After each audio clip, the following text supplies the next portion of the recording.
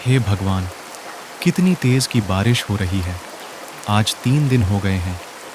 ये बारिश रुकने का तो नाम ही नहीं ले रही है। मुझे लगता है अब तो जल्द ही मेरे छत से पानी टपकने लगेगा। तभी वहां से एक शेर बारिश से परेशान होकर छुपने की जगह ढूंढते ढूंढते उसी किसान के घर के पीछे बने तबेले में घुस जाता है।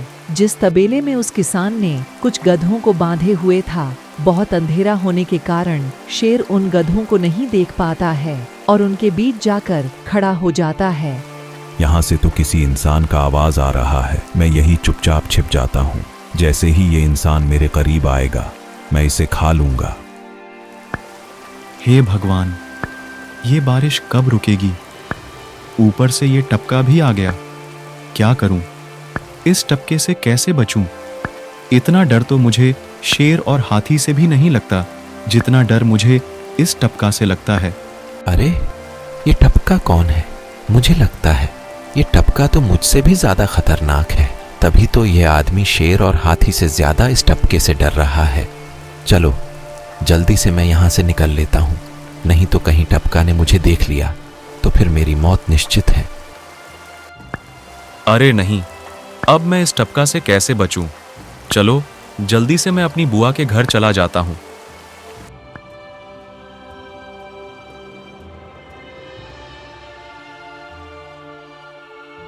अरे चल चल, गधों की औलाद, यहां पर छुपा हुआ खड़ा है। अरे जल्दी चल। अरे नहीं, अब मैं क्या करूं? जिसका डर था वही हुआ। अब ये टपका तो मुझ पर हावी हो गया। मैं इस टपका से कैसे बचूं? हे भगवान, मेरी मदद करो। मुझे इस टपका से बचाओ भगवान। आज के बाद मैं किसी भी जीव को नहीं मारूंगा। मैं मांसाहारी छोड़कर शाकाहारी बन जाऊंगा। प्रभु मुझे बचाइए। बेचारे शेर को दौड़ते दौड़ते रात से सुबह हो जाती है। अरे उधर देखो, ये तो शेर की सवारी कर रहा है। हाँ जी, ये तो शेर की सवारी कर रहा है। इसे तो डर भी नहीं लगता है। यह आदमी कितना बहादुर है। जिस शेर को देखकर हमारी हालत खराब हो जाती है, ये तो उसकी सवारी कर रहा है। ये गांव के लोग भी ना पागल हो गए हैं जो इसे शेर। हे भगवान, यह तो सच में एक शेर है। हे प्रभु, मेरी रक्षा करो। ये शेर तो मुझे खा ही जाएगा। बाप रे बाप, अब मेरा क्या होगा? मैं इस शेर से कैसे बचूं? यह तो एक बरगद का पेड़ है। हाँ, यही अच्छा मौका है। जल्दी से इस बरगद की डाल पकड़कर ऊपर चढ़ जाता हूं।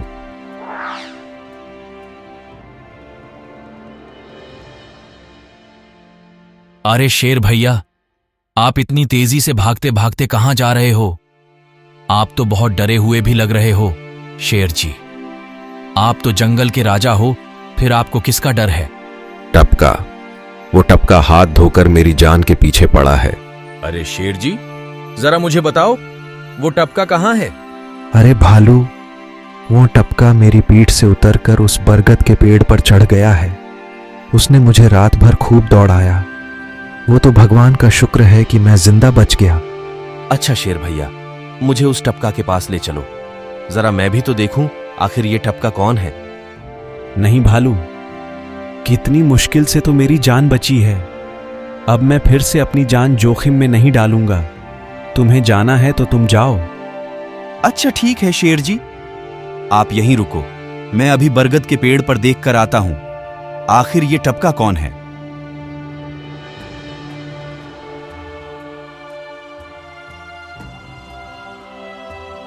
जाओ जाओ भालू, जब वह तुम्हारे ऊपर हावी होगा तो पता चलेगा।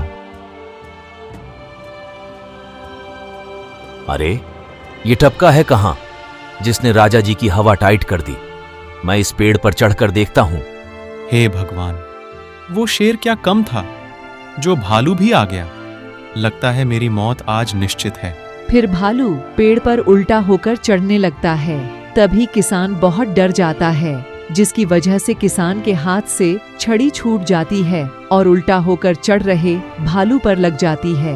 भालू धड़ाम से नीचे गिर जाता है।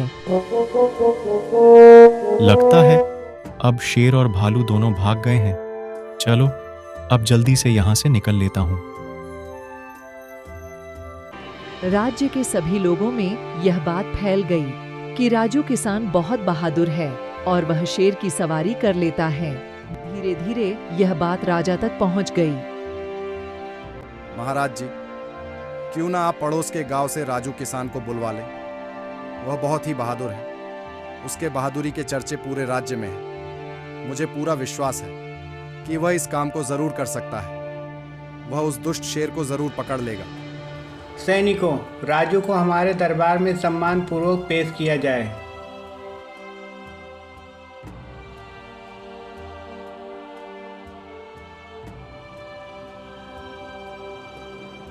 महाराज जी, आपने मुझे याद किया। बताइए क्या बात है?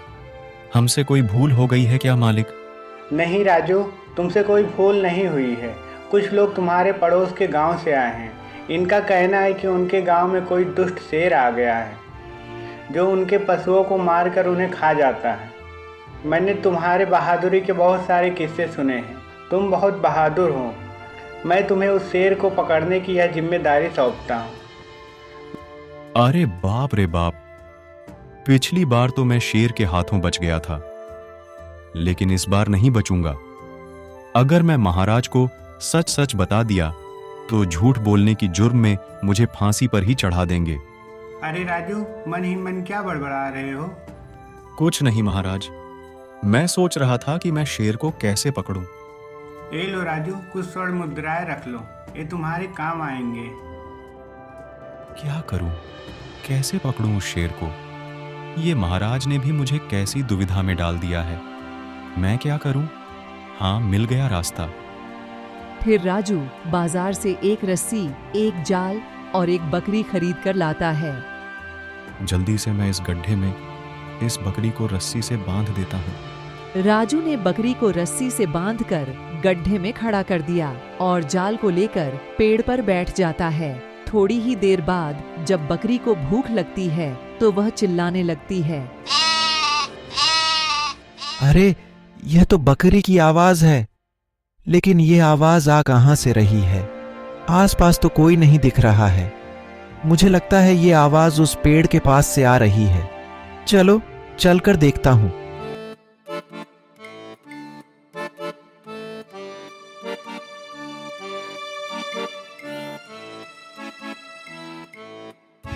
अरे वाह, आज तो शिकार मेरे पास खुद चलकर आ गया।